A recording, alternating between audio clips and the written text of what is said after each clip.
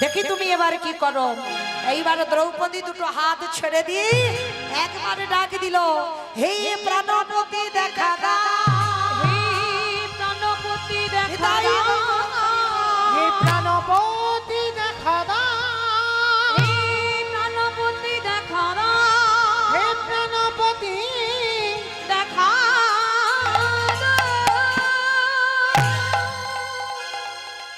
যেই না বলল হে প্রাণপতি দেখা দাও, ভগবান সেই আঙুল থেকে কাপড়টা খুলে দ্রৌপদীর কাপড় যেখানে শেষ সেখানে জুড়ে দিয়েছে। ওই যে আঙুলে কাপড়টা বাঁধা আছে কৃষ্ণের, যেদিন শিশুপাল বধ হয়েছিল, এই শিশুপাল বধের সময় বাবা ভগবান সুদর্শন চক্র দিয়ে যখনই ওই শিশুপালের মাথাটা কেটে দিল না, হাতে যে চক্রটা ধরেছিল আঙুলটা কেটে গিয়ে কৃষ্ণের রক্ত টোপে টোপে পড়ছে। ওইখানে রথে মহারথে সবাই দাঁড়িয়ে আছে, কেউ দেখতে পেল না কৃষ্ণের হাতের রক্ত, কিন্তু দ্রৌপদী লক্ষ্য করেছিল আমার সখার হাতে রক্ত বিন্দু। সবার সামনে দিয়ে লজ্জা ঘৃণা ভয় সব ত্যাগ করে দিয়েছে। যার পাঁচটা স্বামী ছিল তাদেরকে ত্যাগ করে সবার মাঝখান থেকে ছুটে গিয়ে দ্রৌপদী নিজে আঁচলে ছিঁড়ে দিয়ে কৃষ্ণের আঙুলে বেঁধে দিয়েছে। তখনই আমার ভগবান হেসে বলেছিল, সখী তুমি আমায় এত ভালোবাসো, বীরেদের মতো স্বামী দাঁড়িয়ে আছে, কত রথী মহারথী দাঁড়িয়ে আছে, সবার মাঝখান থেকে তুমি লজ্জা ঘৃণা ভয় করলে না, তুমি এসে নিজের কাপড় ছিঁড়ে আমার আঙ্গুলে বাঁধলে। তবে মনে রেখো সখী, যদি কোনোদিন তোমার বস্ত্রের প্রয়োজন হয়, একবার তুমি হা কৃষ্ণ প্রাণ কৃষ্ণ বলে দেখো, আমি পৃথিবীর যেখানে থাকি না কেন তৎক্ষণাৎ আমি তোমার বস্ত্র জগিয়ে দেব, যত প্রয়োজন হবে আমি তত বসন দেব। ভগবান মনে পড়ে গেল, আর যেই না দ্রৌপদীর বসন শেষ, দুঃশাসন টেনে নিয়েছে, একেবারে বস্ত্র খুলে যাবে, ওই আঙুল থেকে কাপড়টা খুলে দ্রৌপদীর বস্ত্রে জুড়ে দিয়েছে। টানছে দত্ত, দুঃশাসন ক্লান্ত হয়ে যাচ্ছে, বস্ত্র আর ফুরাচ্ছে না। দ্রৌপদী তো দেহ মন প্রাণটা কৃষ্ণ চরণে সঁপে দিয়েছে, সম্মান গেলে তোরে যাবে, আর সম্মান যদি থাকে সেটাও তোর থাকবে। যখন দ্রৌপদী তাকালো, দেখে না বাবা আড়াল থেকে কৃষ্ণ আমার বস্ত্র দিচ্ছে।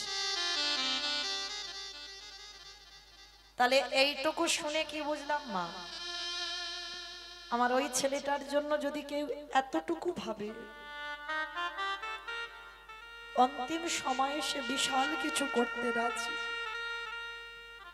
ভগবান বললেন আমার জন্য কেউ যদি এক কোমর জলে নামে, আমি তার জন্য বক্ষ পর্যন্ত নামি, আর কেউ যদি বক্ষ পর্যন্ত নামে, আমি তার জন্য সম্পূর্ণ জলে ডুব দিই। দ্রৌপদী দাঁড়াইয়ে দাঁড়াইয়ে কৃষ্ণকে দর্শন করে বললেন, সখাকে সেই যদি তুমি এলে তাহলে বলো বলো এত দেরি করে এলে কেন? যেই না বলেছে তুমি এত দেরি করে এলে কেন, ভগবান আমার হেসে বলছে, সখী আমি দেরি করিনি, দেরি করেছো তো তুমি। সেই যদি ডাকে দিলে তাহলে এত সময় নিলে কেন?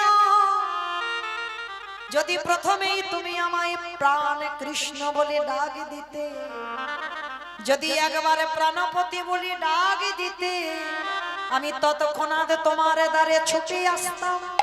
তাহলে আমি দেরি করিনি, তুমি ডাকতে দেরি করেছো। তা দ্রৌপদী বলছে, সখা আমি তো তোমায় প্রথমেই বললাম, হে ব্রজেন্দ্র নন্দন কৃষ্ণ দেখা দাও, এলে না কেন? বলে আসবো কি করে, তোমার হস্তিনাপুর কোথায় আর তোমার বৃন্দাবন কোথায়, টাইম লাগবে না? তারপরে কি বলেছ? হে দ্বারকাধিপতি কৃষ্ণ দেখা দাও। হস্তিনাপুর থেকে দ্বারকা 3 দিনের পথ, আসতে টাইম লাগবে না? তারপরে কি বলেছো? হে গোলকপ্রতি কৃষ্ণ দেখা দাও। কোথায় গোলক আর কোথায় তোমার হস্তিনাপুর, আসতে টাইম লাগবে না? ভগবানের সঙ্গে কথায় পারা যায়। তা দ্রৌপদী বলছে আচ্ছা সখা ঠিক আছে, তাহলে এখন তুমি এলে কেন? ও হে দ্রৌপদী, এখনো তুমি কি বলি ডেকেছো বলো? বলে কেন? আমি এখন বললাম হে প্রাণপতি দেখা দাও। দ্রৌপদী, তোমার প্রাণ কোথায় আর তোমার হস্তিনাপুর কোথায়?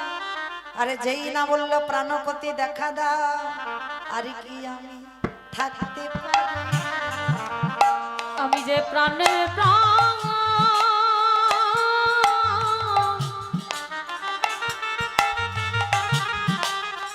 আমি সবার প্রাণে বিরাজ করি, আর কি আমি থাকিতে পারি? যে জন কাঁদা প্রাণে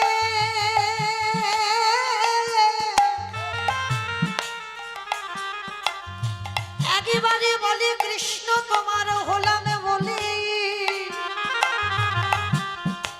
বসে নন্দন জলে কাঁদে, আরে কি আমি থাকতে পারি? যে জন কাঁদা প্রাণে ওগো দ্রৌপদী, নিতাই গৌর হরিবল হরিবল হরিবল।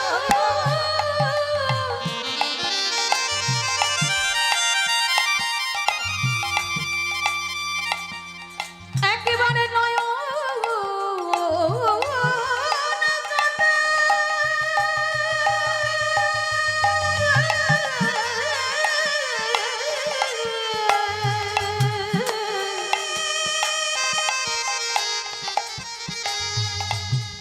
যে জানে হ কৃষ্ণ তোমারে হলো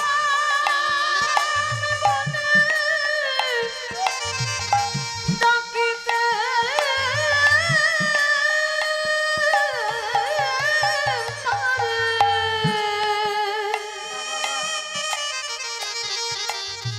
আমি নয় সে কি থাকিতে পারে?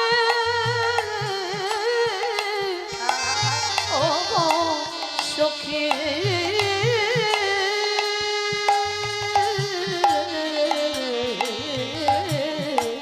গো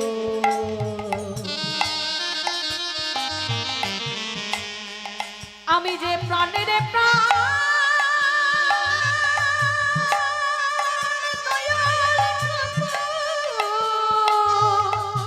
ভক্তি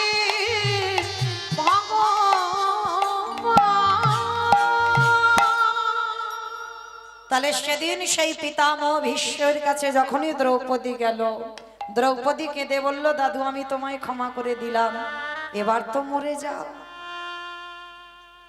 ভীষ্ম কেঁদে কেঁদে বলল দ্রৌপদী আমি যে মরে যাব, কিন্তু যার আসার কথা ছিল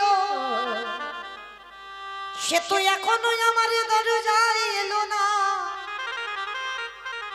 কি গো, ভীষ্মকে কথা দিয়েছিল মরার আগে দরজায় দাঁড়াবে। ভীষ্ম বলছে আমি যে দেহটা ত্যাগ করব, যার আসবার কথা ছিল সে তো এলো না। পঞ্চপাণ্ডব বলছে দাদু সে কে? বলে যার নাম হলো কৃষ্ণ দয়াময়। কৃষ্ণকে বলেছিলাম কৃষ্ণ রে এই প্রাণ পাখি যাবার আগে, যেদিন আমার দেহ ছেড়ে এই পাখি কানা উড়ে যাবে, তুই আমার দরজার ধারে দাঁড়াইয়ে থাকবি, এই পাখি যেন তোরে দেখে দেখে যেতে পারে। ওরে এই